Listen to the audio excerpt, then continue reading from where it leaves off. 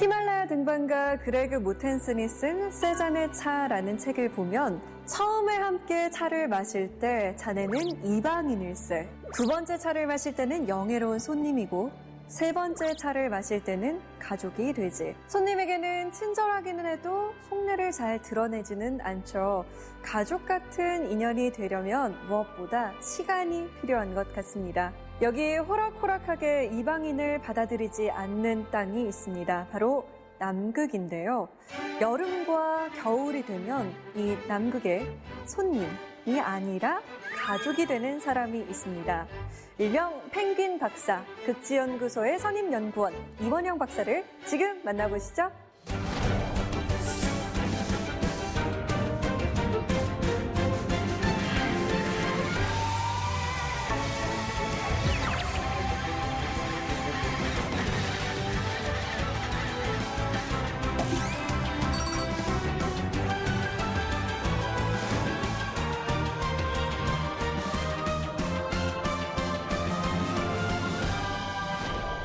네, 박사님 반갑습니다. 네, 안녕하세요. 네, 저희가 갑자기 남극으로 소환이 되었어요. 네, 여기 남극이에요. 네, 그러니까요. 아니, 근데 남극에서 생활을 오래 하시다 보니까 웬만한 추위는 추위 같지 않으실 것 같아요. 그런데 사실 제가 추위를 좀 많이 타는 편이거든요. 아, 정말요? 지금 입이 말이 안 나오네요. 그래서 거의 늘 내복 같은 것도 챙겨 입고요. 저는 남극에서 생활하신다고 하니까 네. 좀 많이 부러웠던 게 네. 남극엔 눈이 늘 있잖아요. 근데 저희 이번에 눈 구경을 거의 못했거든요. 남극의 눈은 어떤가요? 막 깨끗하고 막 미세먼지 하나도 없고 그런가요? 어떤가요? 네, 그래요. 정말 너무 막 공기가 너무 좋아서 그냥 숨을 정말 크게 들이마시게 되고요. 저도 거기 있을 때 가끔 이렇게 눈을 퍼가지고 네. 물을 끓여서 네. 이렇게 차를 마시기도 했거든요. 아, 눈을 끓여서요, 그냥? 네. 아니면 얼음을 이렇게 캐와서 그 얼음으로 밥을 지어 먹기도 하고. 그만큼 깨끗하다는 거겠죠. 그렇죠. 뭐 전 세계에서 가장 깨끗한 곳이 아무래도 남극이니까요. 근데 남극에는 펭귄이 정말 많잖아요. 요즘 펭수가 인기가 정말 많은데 펭수도 남극의 펭귄이잖아요. 네. 우리 박사님은 좋아하는 펭귄이 따로 있으신가요? 황제 펭귄 가장 좋아하고요. 펭수가 아무래도 황제 펭귄이다 보니까 더 애정이 가는 것 같아요. 그리고 황제 펭귄은 실제로 보면은 네. 정말 위험이 있어요. 걸을 때도 아주 천천히 걷고요. 근엄함과 위험이 느껴지곤 합니다. 그리고 이 얼굴 자체가 워낙 이쁘게 생겨가지고 특히나 황제 펭귄이 살고 있는 그 번식지 주변은 항상 다 얼음으로 뒤덮여 있거든요. 네네. 그래서 하얀 배경에 그 노란 깃털과 그 까만색이 배합된 그 황제 펭귄을 보고 있으면은 여기 지구 맞나? 여기 다른 행성 아닌가? 하는 생각이 들기도 해요. 반할 수밖에 없는 모습이네요. 그렇죠. 자, 그러면 저희가 박사님에게서 펭귄 이야기를 더 많이, 더 깊게 듣고 싶거든요. 스튜디오로 돌아가서 이야기 한번 들어보겠습니다.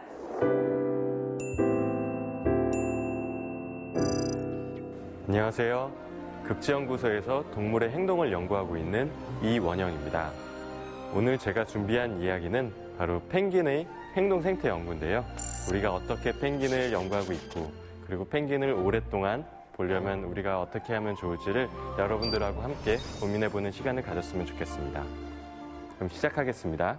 지금 보시는 사진은 바로 제가 어렸을 때 모습인데요. 한 5살 때, 6살 때였나? 거의 기억도 나지 않아요. 어렸을 때부터 저는 이렇게 동물을 궁금해하고 자연을 좋아하던 어린 아이였습니다. 그래서 집 근처에 있는 동물원에 가서 동물들을 저렇게 자주 들여다보고 관찰하는 걸 너무 즐겼어요. 그래서 과연 이런 일을 하면서 계속 살면 어떨까? 그런 걸 하면 너무 좋겠다라는 생각을 늘 품었습니다. 그리고 대학생이 되었을 무렵에 찍은 사진인데요. 저는 첫 해외여행지로 아프리카로 갔습니다. 남들은 보통 유럽이나 미국 이런 곳으로 배낭여행을 많이 갔는데 저는 어렸을 때부터 아프리카 너무 가보고 싶어 했었거든요. 그래서 케냐에 있는 마사이마라 국립공원, 그리고 탄자니아에 있는 세렝게티 국립공원으로 향했습니다.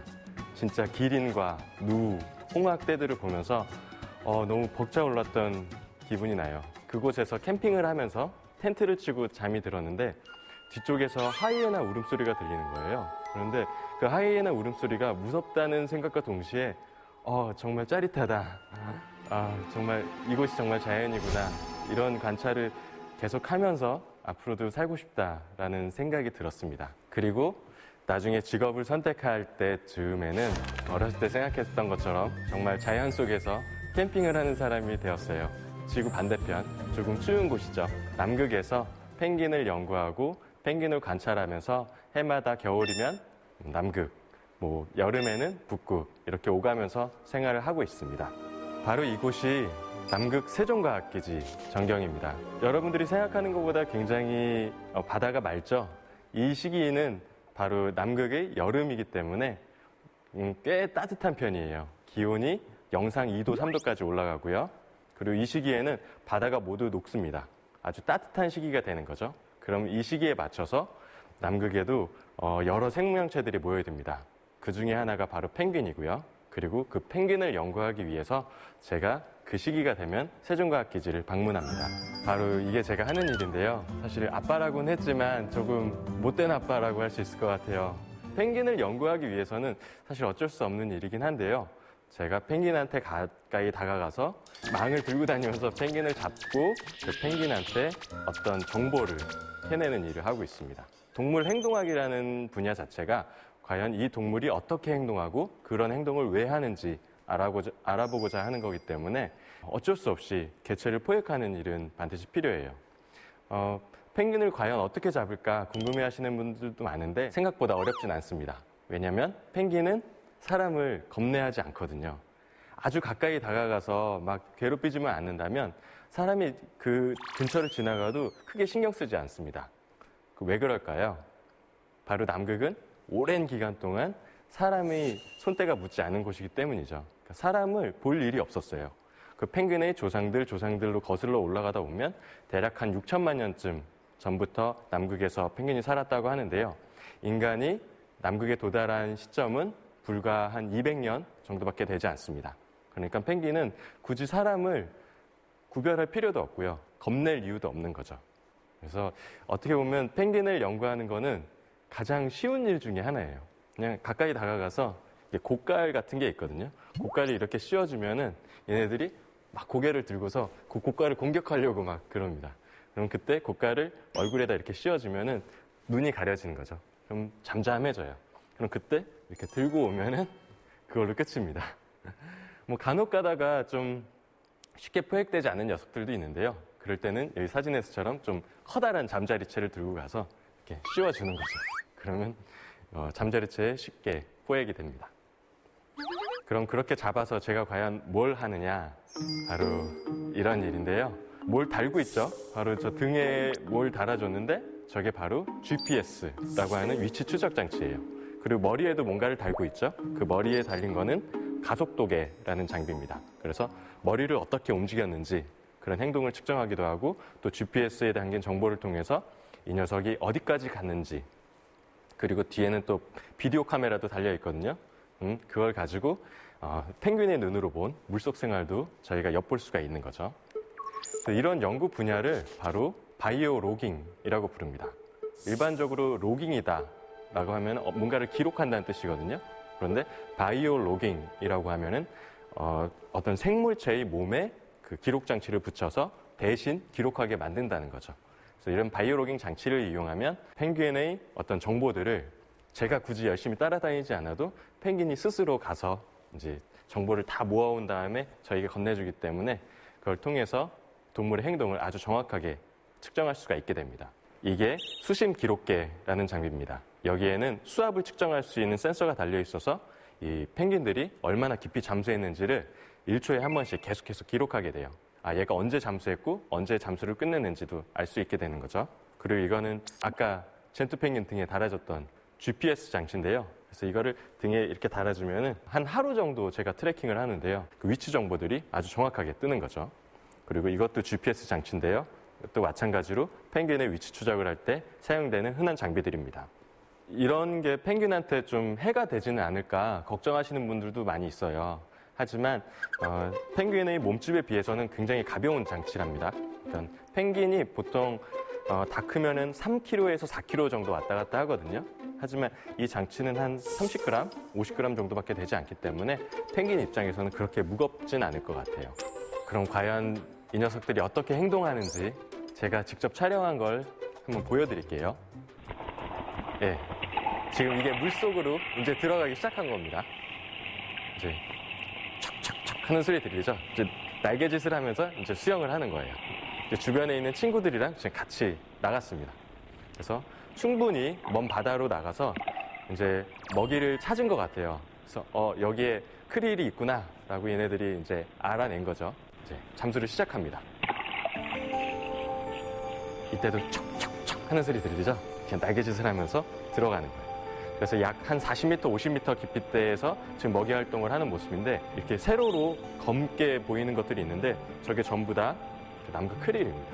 크릴은 혼자 다니진 않고요. 저렇게 한 번 있으면 저렇게 떼로 모여 있어요. 그러니까 그걸 찾기 위해서 펭귄들도 같이 잠수했다가 저렇게 친구들이랑 같이 잠수했다가 같이 또 올라오게 돼요. 그래서 저렇게 먹이를 찾으려고 얘네들이 열심히 돌아다니면서 계속해서 사냥을 합니다. 지금 보이는 그래프는 지난 2007년도에 남극 세종과학계지 앞에 살았던 젠투 펭귄에서 얻어진 자료예요. 2007년도 1월 2일 날 이 녀석은 대략 한 오후 5시 넘어서 잠수를 시작했습니다. 그리고 약 50m에서 60m 사이에서 이렇게 움직였고요. 아마 저기서 먹이 활동을 한 것 같아요. 그래서 바텀 듀레이션이라고 하는데 한번 잠수를 해서 평행한 움직임을 저렇게 지그재그로 보이면은 여기서 먹이를 먹었구나라고 유추를 할 수 있는 거죠.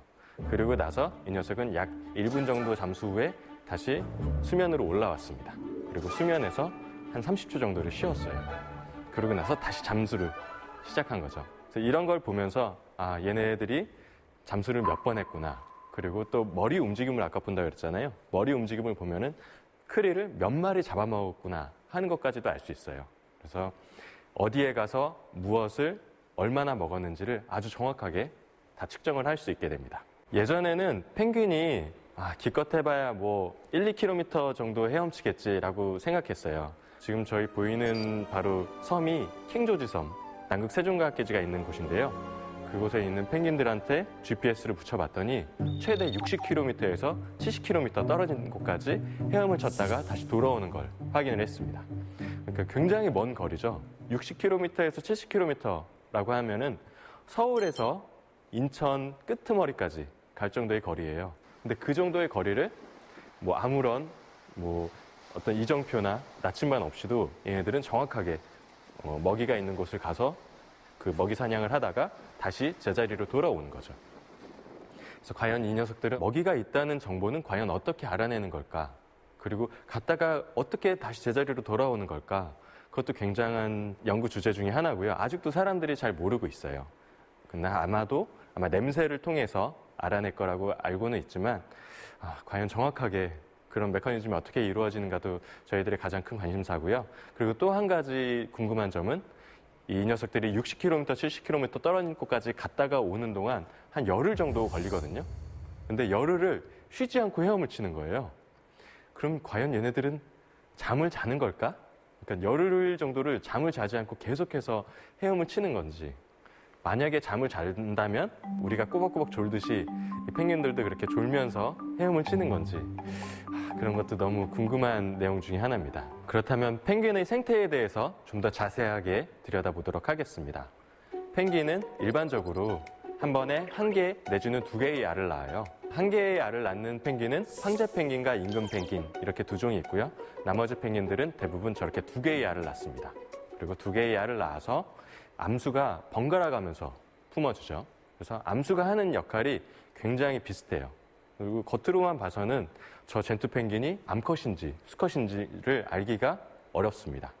거의 비슷하게 생겼거든요. 그리고 하는 역할도 굉장히 비슷하고요. 한 부모가 품어주는 동안은 다른 부모가 나가서 먹이 활동을 하고, 그리고 이 녀석이 다시 돌아오면 바톤 터치를 하고, 또 부모 둥지에 있었던 녀석이 다시 바다로 나가는 거죠. 이렇게 번갈아서 하기 때문에 혹시라도 이 부모 중에 한 녀석이 열심히 양육에 참여하지 않는다라고 하면 새끼를 제대로 키울 수가 없게 됩니다. 부모가 서로 잘 협력해서 양육을 하는 게 필요하죠. 지금 이 녀석은 태어난 지 얼마나 됐을까요? 한 3일 된 아주 뽀송뽀송한 솜털로 뒤덮인 젠투펭귄 새끼입니다. 갓 태어났을 때는 한 90g 정도, 100g 미만이에요. 아주 작죠? 그런데 이 녀석들은 계속해서 태어나자마자 어미와 아비로부터 그 크릴 새우를 얻어먹습니다. 그래서 그렇게 크릴을 얻어먹으면서 거의 뭐 하루가 다르게 커나가요. 그래서 몸무게를 재보면 그날은 100g이었다. 다음 날은 200g, 또 다음 날은 300g. 이렇게 거의 몸무게가 2배로 막 증가하더라고요. 나중에 성장 곡선을 그려보면 이렇게 아주 급격한 수치로 증가하는 걸 알 수 있습니다. 그래서 태어났을 때는 100g이 채 되지 않지만 나중에 30일 정도 지나고 보면 거의 3kg, 4kg 이렇게 아주 배가 불룩 나와서 부모만큼 금방 클 수가 있습니다. 그렇다면 펭귄은 과연 짝을 어떻게 선택할까요? 제가 펭귄의 사랑에 대해서 말씀드릴게요. 이 펭귄도 상대방을 고를 때 외모를 봅니다. 특히 대부분의 동물들이 그러하듯 암컷이 수컷을 선택하는데요. 바로 위에 보이는 사진이 임금 펭귄인데 임금 펭귄의 저 오렌지 빛깔이 아주 선명할수록 암컷의 선택을 잘 받고요. 그리고 아래에 있는 노란 눈 펭귄 같은 경우는 이 노란 눈의 색채가 선명하고 진할수록 상대의 선택을 아주 잘 받는다고 알려져 있습니다. 이런 선명도는 자기의 몸 상태를 나타내는 하나의 지표가 되기도 해요. 지금 이 펭귄이 아주 자기가 몸 상태가 좋다라는 걸 상대에게 알리기 위해서 자기의 어떤 부리의 색깔이나 깃털을 이용할 수도 있는 거죠.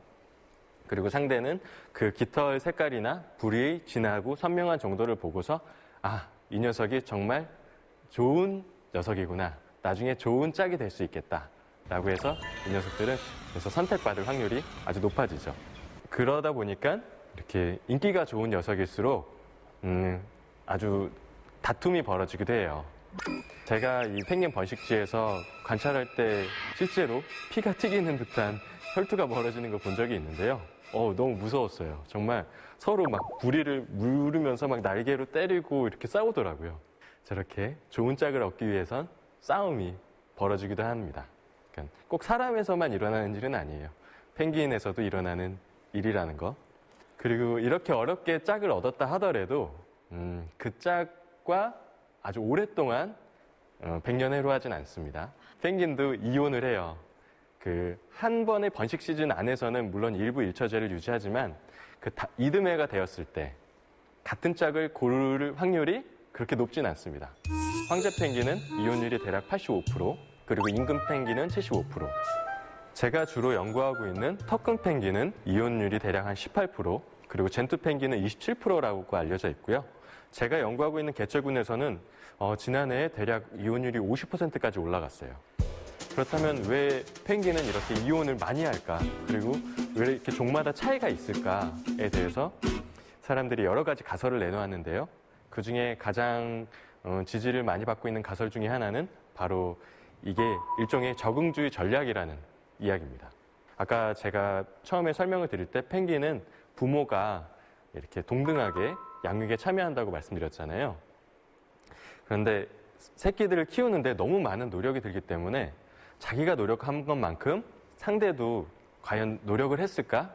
자기가 양육에 조금 참여하고 대신에 상대가 양육을 좀 더 많이 하고 하면은 자기 입장에서는 자기는 에너지를 조금 들이고도 자손들을 많이 낳을 수가 있으니까 더 좋은 전략이 될 수도 있겠죠. 하지만 그런 전략을 하다가는 아무래도 번식 성공률이 좀 떨어질 수밖에 없기 때문에 상대가 그걸 눈치채게 됩니다. 그리고 나서 이 상대는 이듬해 이 양육에 조금 참여했던 녀석을 선택하지 않는 거죠. 그래서 번식 성공률이 좋았던 녀석들에서는 이혼율이 좀 낮았어요. 하지만 번식 성공률이 아주 낮고 새끼들을 잘 키우지 못하는 경우에는 이듬해 이혼율이 아주 높게 나타났습니다. 결국 짝을 선택하는 거는 그렇게 쉽지 않은 일이구나 하는 걸 느낄 수 있었습니다. 그리고 또 펭귄의 인지력에 대해서 궁금해하시는 분들이 많이 있어요. 과연 펭귄이 똑똑하냐? 펭귄 좀 걷는 것도 좀 이상해 보이고 얘네 좀 멍청해 보여 이렇게 생각하시는 분들도 있는데 제가 겪어본 바로는 펭귄은 굉장히 좀 뛰어난 인지력을 갖고 있는 것 같아요. 지금 보여드리는 젠투 펭귄은 제가 도망자 펭귄이라고 이름 붙였던 녀석인데요. 무인 카메라를 설치해놓고 찍은 사진입니다. 왜 이런 무인 카메라까지 설치해놓고 이 도망자를 찍었느냐? 제가 사용하는 바이오로깅 장치를 저 녀석에 이렇게 부착을 해줬었는데 이 녀석이 그게 좀 싫었었나 봐요. 그래서 그 다음에 제가 저 펭귄을 잡으러 갔을 때 이 녀석이 계속해서 도망을 다녔어요. 제가 그 둥지에만 가면 항상 이 녀석이 없는 거예요. 그래서 이 녀석이 죽은 거 아닌가 싶어서 저렇게 무인 카메라를 설치해놨더니 무인 카메라 앞에 가서 저렇게 포즈를 취하고 사진을 찍었더라고요. 그래서 내가 당했구나. 그래서 이 녀석을 제가 거의 한 달 가까이 쫓아다녔습니다. 그 나중에는 정말 멀리서 한 100m 밖에서 저랑 눈이 마주쳤는데 갑자기 저를 딱 보더니 이렇게 뒤돌아서 다시 바다로 막 휙 들어가는 거예요. 그래서 얘는 도저히 안 되겠다. 그래서 어떻게 하면 좋을까 고민을 하다가 펭귄 연구자가 아닌 다른 도둑갈매기 연구자한테 부탁을 했어요. 야, 나는 맨날 가서 쟤가 나를 알아보는 것 같아. 그러니까 한번 네가 가봐. 이렇게 부탁을 했는데 바로 그날 가서 저 녀석을 잡아왔습니다. 그러니까 아마도 저 도망자 펭귄은 인간 중에서도 이원영이라는 인간을 알아봤던 것 같아요. 그리고 이원영이라는 인간은 좀 피해야 되는 인간 이렇게 생각했던 것 같고요. 제 친구가 대신 갔을 때는 저 인간은 처음 보는데 하고 경계심을 좀 누그러뜨린 게 아닐까 하고 생각이 듭니다. 인간을 개체 수준에서 인지한다는 게 사실 쉬운 일은 아닌데 펭귄은 그걸 해냈습니다. 반대로 생각해보면 저는 사실 펭귄을 잘 구분하지 못했어요. 지금 제가 뭐 도망자 펭귄이다 이렇게 이름을 붙였지만 나중에 저 펭귄을 다시 제가 봤을 때는 아마도 알아보지 못할 것 같아요. 그냥 다 똑같이 생겼거든요. 그래서 그 똑같이 생긴 녀석들 중에서도 한 개체, 특정 개체를 알아본다는 건 뛰어난 능력이 필요한 그런 거죠. 그리고 펭귄이 똑똑할 뿐만 아니라 호기심도 굉장히 많은데요. 제가 앞서서 펭귄은 사람을 그렇게 겁내지 않는다고 말씀드렸잖아요.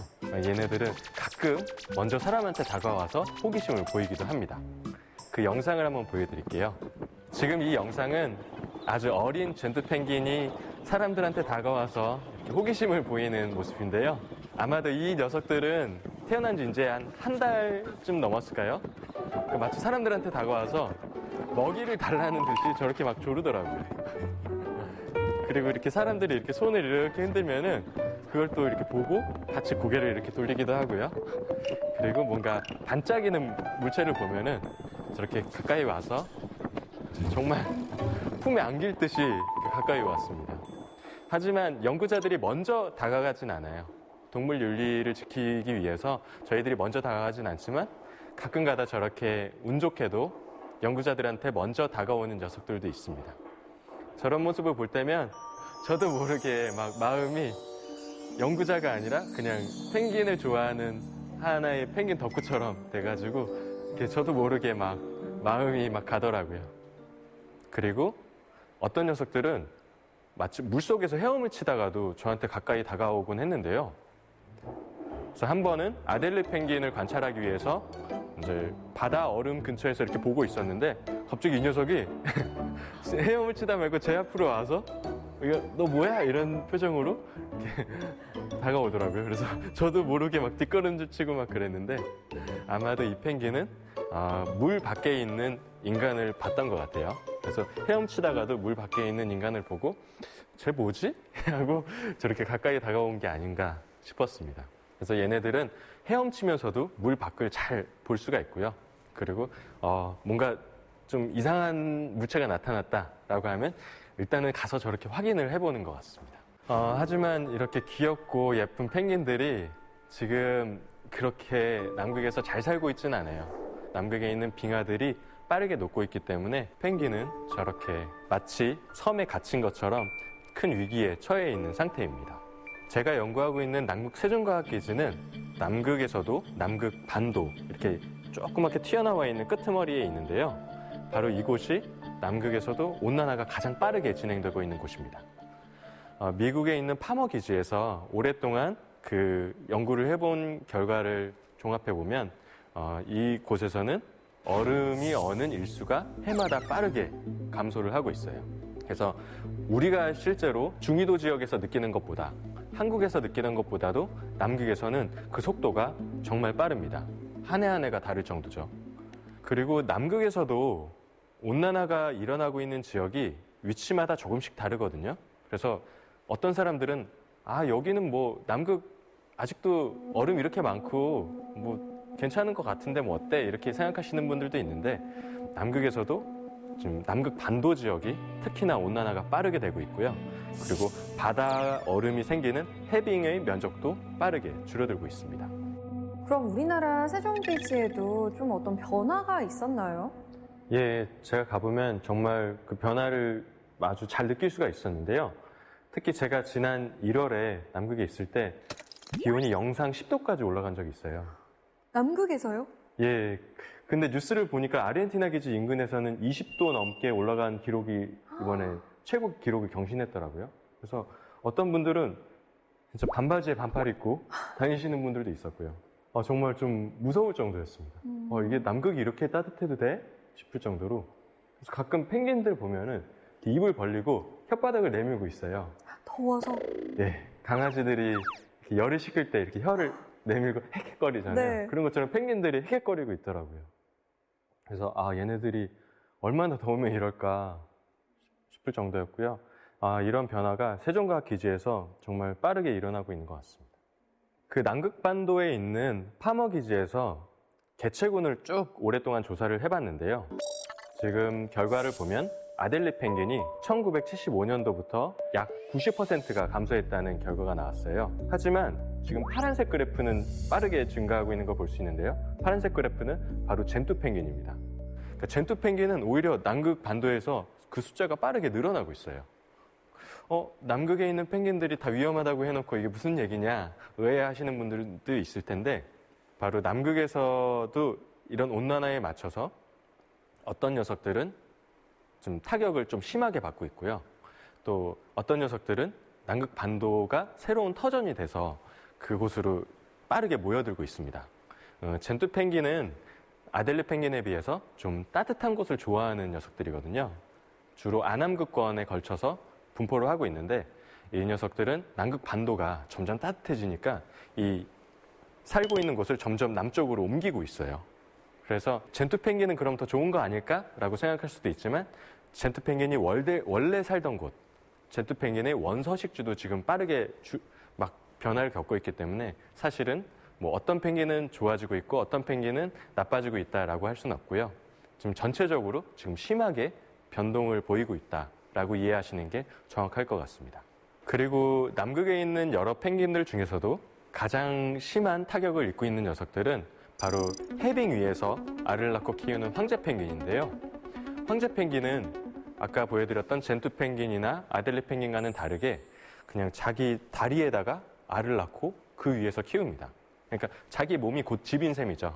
그리고 이 황제 펭귄은 아주 독특하게도 바다 얼음 위에서 번식을 해요.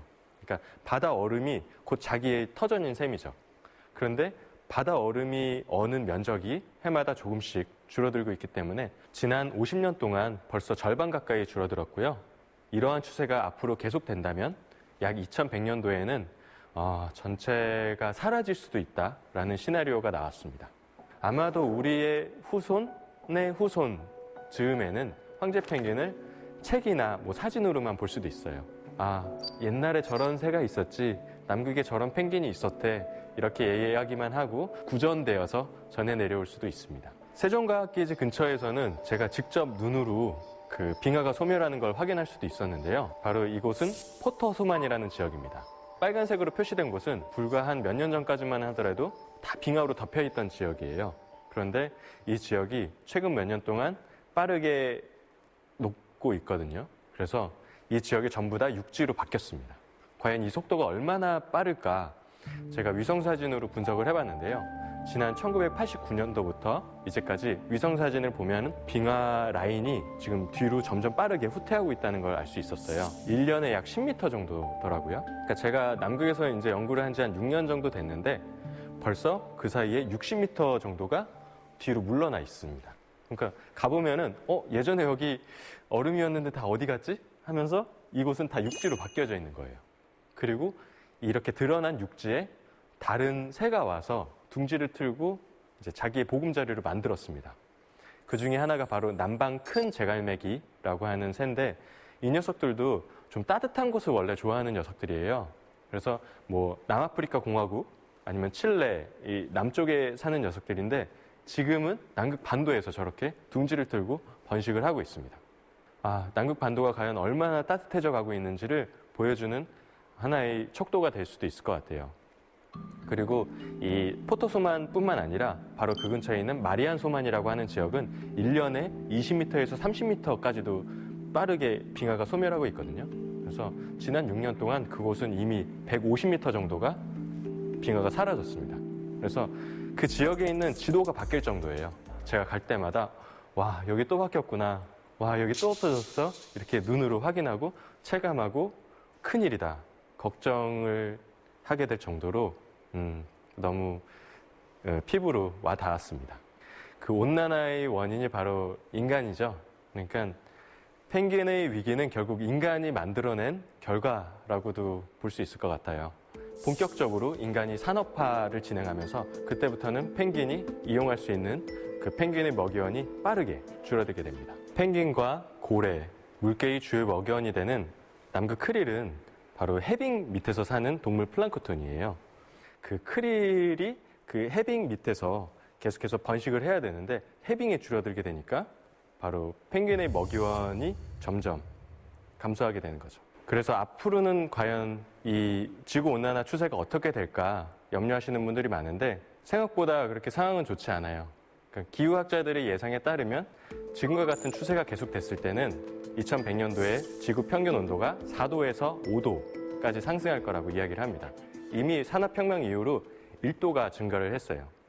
과연 이 위기를 타개하기 위해서는 어떻게 해야 될까? 여러 가지 약속을 하기 시작했는데 바로 그 중에 하나가 기후의 상승폭을 1.5도 정도로 막아보자라는 거죠.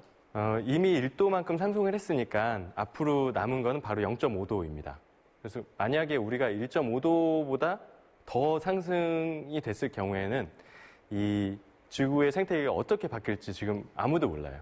아마도 많은 생물상이 사라질 것이고 그리고 더 많은 기후 변동이 일어나겠죠. 기후변화에 관한 정부 간 협의체라고 하는 IPCC라고 하는 곳에서 매년 보고서를 발간하는데요. 지난해 IPCC 보고서에는 바로 이런 얘기가 담겼습니다. 우리 개인이 할 수 있는 것 중에 가장 효과적인 것 중에 하나는 바로 채식 기반의 식생활일 것이다. 우리가 만약 채식을 조금 더 늘린다면 앞으로 온실가스 배출을 훨씬 더 많이 줄일 수 있다라고 명시를 하였습니다. 만약 우리가 일주일에 하루씩만 채식을 한다면 온실가스의 25분의 1을 줄일 수 있다라는 예측치가 나와 있습니다. 사실 이렇게 채식이 온실가스 배출량을 줄이는데 효과적인 이유 중에 하나는 육류가 만들어내는 이산화탄소 양이 너무 많기 때문이에요. 만약에 우리가 소고기를 먹는다면 그 소고기를 만들기 위해서 소를 키워야겠죠. 그렇다면 그 소를 키우는데 엄청나게 또 많은 곡식이 들어갈 거고요. 직관적으로 생각해 봤을 때 우리가 만약에 소고기 대신에 그 곡식들을 먹는다라고 하면은 그 사이에 많은 에너지를 아낄 수가 있게 됩니다. 만약에 우리가 감자나 고구마를 먹는다면 그만큼 온실가스 배출량을 획기적으로 줄일 수가 있는 거죠. 그리고 채식을 여러분께서 실천한다 하더라도 사실 또 고민해봐야 되는 부분이 한 가지 있는데요. 바로 푸드 마일리지라는 개념입니다. 푸드 마일리지라는 개념은 결국 우리가 먹는 음식이 우리 밥상으로 오는 데까지 얼마나 많은 거리를 여행했느냐라는 개념인데 우리가 소비하는 많은 식자재들은 먼 거리를 여행한 것들이 상당히 많이 있습니다.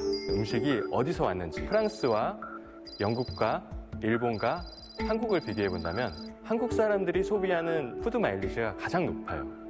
하지만 뭐 프랑스 같은 경우는 그 지역 생산물을 소비하는데 더 많은 노력을 기울이고 있기 때문에 우리에 비하면 거의 10분의 1 정도의 푸드 마일리지 밖에 되지가 않죠.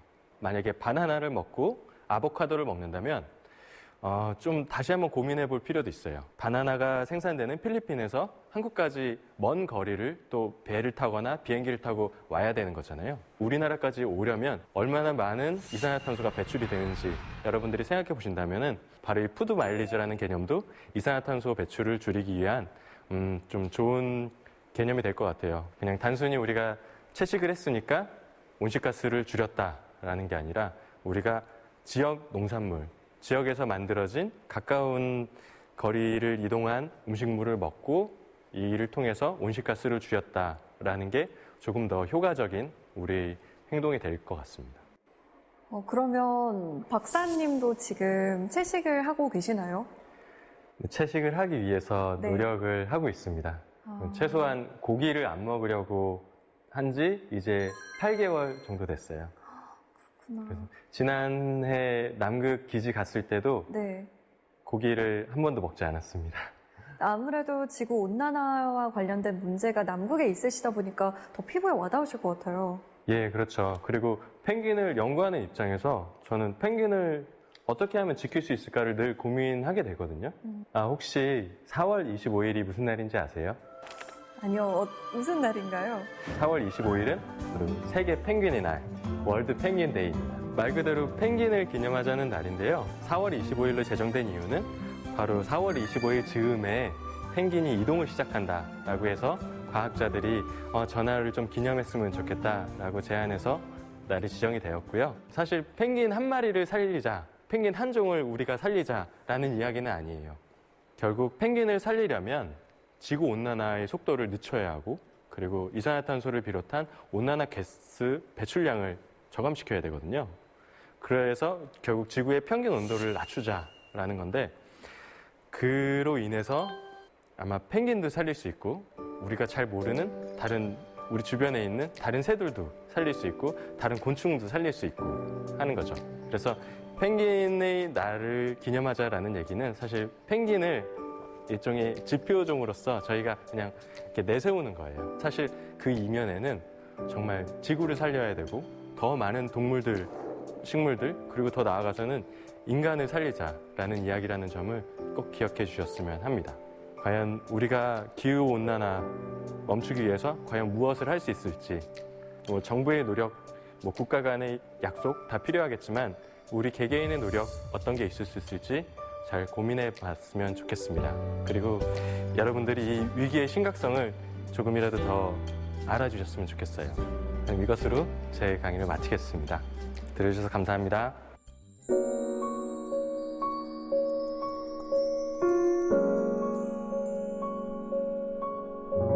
네, 박사님 강연 정말 잘 들었습니다. 고맙습니다. 감사합니다. 함께 남극에 다녀온 것 같은 기분이 드는데요. 오늘 펭귄 박사님 만난다고 하니까 사세계 공동체 여러분께서 질문을 많이 보내주셨어요. 함께 볼까요?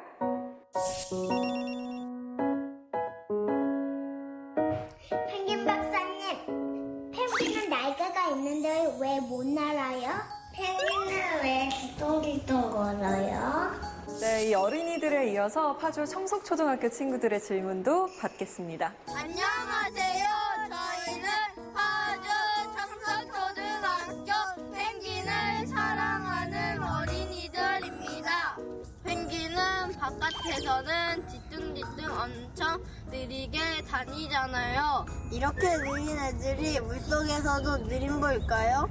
북극은 최고로 추우면 영하 70도까지 내려가고 남극은 북극보다 더 춥잖아요. 이렇게 추운 북극 남극에 사는 펭귄들이 어떻게 추위를 안 탈 수 있는지 궁금해요. 박사님 알려주세요. 펭귄은 더운 나라 아프리카에서는 살 수 없나요?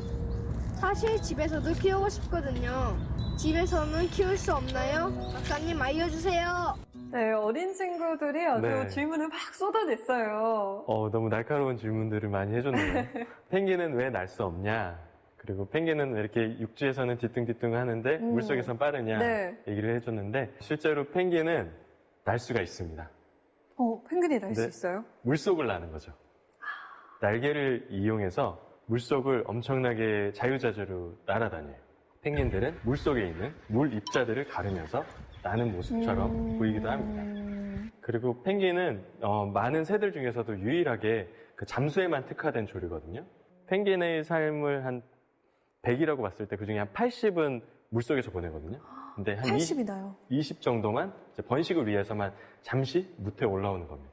아마 그렇기 때문에 물 밖으로 나왔을 때는 그렇게 자유롭진 않은 것 같아요. 그리고 한 친구가 펭귄은 추운 곳에서 어떻게 잘 살 수가 있냐, 그리고 뭐 따뜻한 곳은 없냐 이렇게 질문을 해줬는데 추운 곳에서 잘 살 수 있는 비결이 있어요. 얘네들은 아주 두꺼운 지방층으로 된 옷을 입고 있습니다. 그래서 열이 잘 빠져나가지 않는 거죠. 네. 그리고 깃털도 방수 깃털로 다 돼 있어서요. 아주 차가운 물속을 헤엄쳐 다녀도 이게 살 속으로 깊이 파고들질 않아요. 약간 이중으로 된 깃털인데요. 네. 겉에는 물과의 접촉을 차단하고요. 그리고 안쪽에 층이 하나 더 있습니다. 따뜻한 공기층이 있어서 이걸 통해서 마치 우리가 이제 오리털 파카를 입고 있는 네, 것처럼 네, 네, 네. 이 녀석들도 아주 두툼하고 아주 질 좋은 방수복을 입고 생활을 하는 거죠. 그리고 또 따뜻한 곳에 가도 사실 펭귄들이 있어요. 남아프리카 공화국 케이프타운에 가면은 펭귄들을 볼 수가 있는데요. 적도 부분에도 있어요. 갈라파고스에 가면은 갈라파고스 펭귄이라는 녀석들이 있는데 얘네들은 20도가 넘는 그런 따뜻한 지역에서 생활을 합니다. 그래서 얘네들은 남극에 있는 펭귄들하고는 조금 달라요. 깃털이나 그 지방층의 정도가 남극과는 확실히 차이가 있고요. 이제 굴을 파고 살아갑니다. 둥지를 지을 때 이렇게 땅굴을 파고요. 네. 그 굴 속에 들어가서 새끼를 낳고 키우고 그러는 거죠. 남극에 있는 펭귄과는 전혀 다르네요. 네, 맞습니다. 자, 이번에는 서울 구로구에서 김혜원 씨가 보내주신 영상입니다. 퍼스트 펭귄이라고 무리 중에 가장 처음으로 바다에 뛰어드는 펭귄이 있다고 들었는데 퍼스트 펭귄은 펭귄의 성격에 따라서 정해지는 건가요? 퍼스트 펭귄, 이분 뭘 좀 아시는 분이에요. 전문 용어 나왔거든요. 네. 왜 레밍 같은 동물도 절벽 네. 위에서 한 마리가 뛰어내리면 다음 마리들이 막 뛰어내리잖아요. 펭귄도 좀 그런가요? 정답부터 말씀드리자면 네. 아닙니다. 아, 아니에요. 사실 퍼스트 펭귄과 그 레밍의 이 이야기가 네. 사실은 좀 잘못 와전되어서 사람들이 오해하고 있는 개념인데요. 네. 먼저 들어간 펭귄은 죽을 확률이 가장 높습니다. 퍼스트 펭귄은 보통 사람들이 이야기할 때 경영 쪽에서 용기 있게 스타트업을 해야 된다. 네네네. 이야기할 때 가장 많이 비유를 쓰잖아요. 맞아요. 근데 가장 먼저 들어간 펭귄은 그 포식자한테 가장 먼저 잡아먹힐 가능성이 있는 거죠. 그래서 아까 뭐 성격에 따라서 다르냐 이렇게 얘기를 해줬는데 사실 그 펭귄은 가장 운이 없고 가장 힘이 없는 녀석일 가능성이 아주 높아요. 아, 무리해서 등 네. 떠밀려서 나갈 수도 네, 있네요. 그렇죠. 그 얘네들이 실제로 물에 들어갈 때 잘 보면은 자기네들끼리 이렇게 툭 쳐요.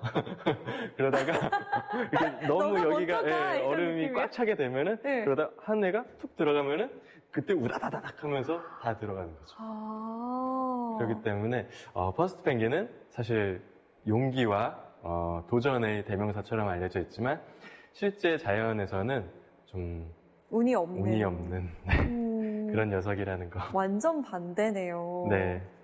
자, 마지막 부산에서 김소리 씨가 보내주신 질문입니다. 펭귄과 소리를 통해 의사소통도 시도하신다고 책에서 보았습니다. 예를 들어 어떤 의사소통이 있는지 보여주실 수 있나요? 펭귄과 네. 의사소통할 수 있는 방법이 있으시다고요? 네, 펭귄들이 내는 소리를 제가 몇 번 따라해 본 적이 있어요. 젠투 펭귄이 내는 소리가 따로 있거든요. 네. 어떤 소리가요? 둥지에서 짝을 부를 때 내는 소리인데요. 네. 이렇게 고개를 길게 뻗고 웽, 웽 이렇게 소리를 냅니다. 마치 이게 네. 관악기를 부는 것처럼 낸다고 해서 트럼펫팅이라고 불러요. 아, 트럼펫이. 트럼펫을 불듯이 네. 소리를 낸다. 그러면은 너무 시끄럽고요. 굉장히 클 것 같은데요, 그 소리가? 네, 그 소리가 아주 멀리까지 뻗어나갑니다. 그러니까 멀리 나갔던 짝이 너 이렇게 왜 하나? 빨리 와서 새끼 품어. 나도 이제 빨리 나가야 돼. 나 배고파. 이렇게 얘기할 때 그런 소리를 내는 것 같아요. 근데 박사님이 그 앞에서 그 소리를 내면 애들이 좀 혼란스러워할 것 같은데요? 신경도 안 쓰더라고요. 아, 신경 안 써요. 아마도 안 비슷해서 그런가? 쟤 뭐야 이랬던 것 같아요. 그 펭귄들도 보면은 같은 젠투 펭귄이라고 하더라도 개체마다 소리의 그 높낮이가 좀 다르거든요. 그러니까 아마 그걸 통해서 얘네들도 저게 누가 낸 소리다라는 걸 아는 것 같아요. 내 짝이 낸 소리인지 아닌지 단번에 알 수 있는 거군요. 네, 그렇죠. 그리고 또 펭귄이 먼 바다로 나갔을 때 이렇게 혼자서 먹이 찾기가 힘들잖아요. 네. 그래서 막 혼자서 돌아다니다 먹이를 잘 못 찾으면은 수면에서 가끔 혼자 소리를 냅니다. 와! 와! 뭐 이런 소리를 내요. 약간 오리 같은데요? 네. 그래서 저도 처음에 이 소리를 듣고, 이거 뭐야? 이게 펭귄 맞아? 네. 이랬었는데, 그런 소리가 나고 나면 한 1분 이내로 다른 개체들이 어디선가 나타나더라고요. 그래서 그 다음에 다른 친구들을 만나면은 한쪽 방향으로 빠른 속도로 이동을 했습니다. 그래서 이거를 제가 과학저널에 이렇게 발표한 적도 있는데 네. 아마도 펭귄들이 먼 바다로 나갔을 때 먹이를 찾으러 돌아다니거나 할 때 서로 어떤 접촉음, 컨택트 콜로서 그런 소리를 내는 게 아닐까 싶어요.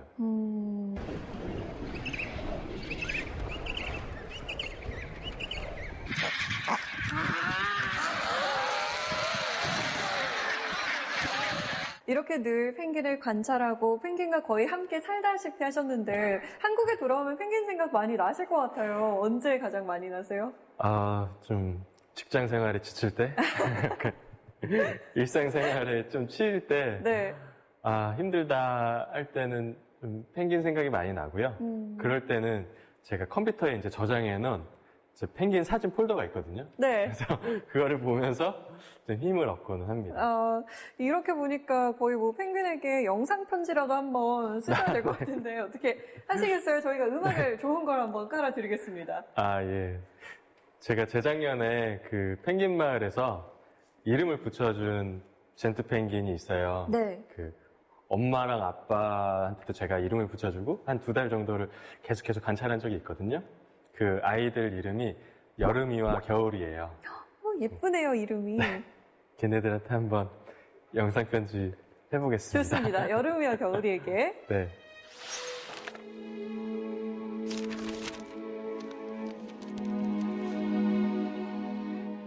여름아, 겨울아, 잘 있니?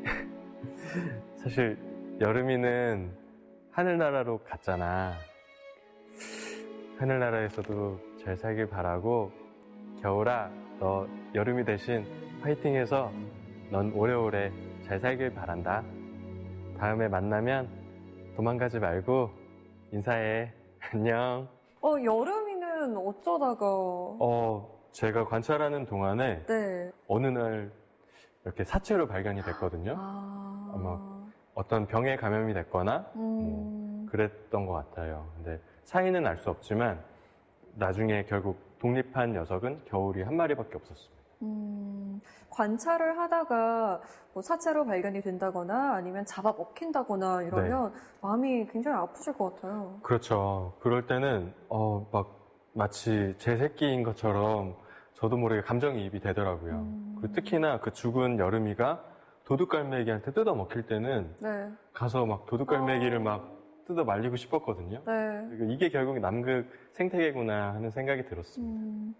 이번에 남극에 돌아가시면 꼭 겨울이를 만나서 인사 나누시길 바라겠습니다. 네. 오늘 강연 정말 감사했습니다. 네, 고맙습니다. 감사합니다.